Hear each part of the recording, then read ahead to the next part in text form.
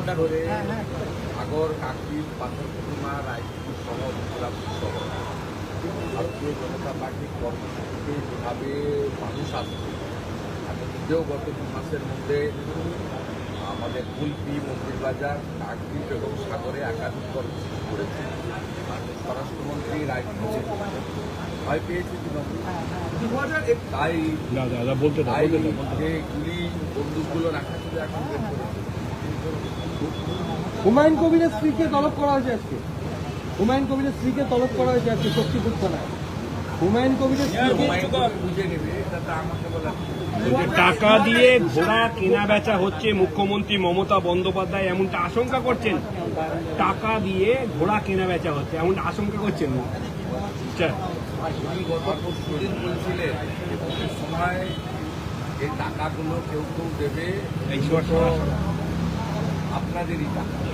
অর্থাৎ উনি ভোটের আগে যুবকদের চাকরি না দিয়ে 15 বছর ধরে 1,500 টাকা অ্যাকাউন্টে ঢুকাচ্ছেন।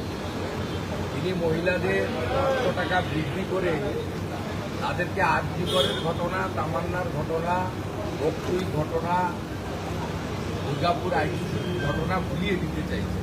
চেষ্টা তো উনি করছেন। ভারতীয় জনতা পার্টি রাষ্ট্রবাদের পক্ষে পরিবর্তনের লক্ষ্যে কাজ করছে এবং বিকল্প ভারতীয় জনতা পার্টি এটা 3-3টে বড় নির্বাচনে প্রমাণ হয়েছে। 19, 21 এবং 24 এত চেষ্টা করে ছাপ্পা মেরে ক্যামেরা বন্ধ করে 300 বিজেপি কর্মীকে খুন করেও 40% কাছাকাছি ভোট এবং 2,30,00,000 ভোটার, এই ভোটারের প্রায় 99% সনাতনী হিন্দু এবং আদিবাসী। আমাদেরকে নিচের দিকে নামাতে উনি পারেন। অতএব এই নির্বাচনে আর রেজার নাম্বার যেতে হবে। কেউ, আমি তো 6 দিন ধরে গ্রামেই থাকলাম, মানে একেবারে বাংলাদেশের কাছাকাছি মেখালিগঞ্জ, রংপুরের বর্ডার, হলদিবাড়ি থেকে শুরু করে জলপাইগুড়ি হয়ে গতকাল কোতলপুর, দাস, সোনামুখী হয়ে রাত্রে বড়জোড়াতে শেষ করে আমি দেখে এসেছি মানুষ ডিসিশন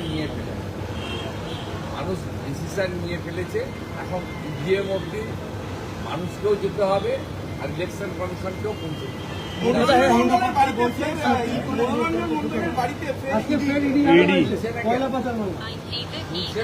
মনোরঞ্জনকে 100 কোটি টাকা মিনিমাম তুলিয়েছে ওনার বসেরা, পুলিশের। মনোরঞ্জনকে তুললে, হেফাজতে নিলে ও 50 টাকা রেখে 75 টাকা কালীঘাটের কোথায় পাঠিয়েছে বলে। দাদা হিন্দি আছে, দাদা হিন্দি আছে।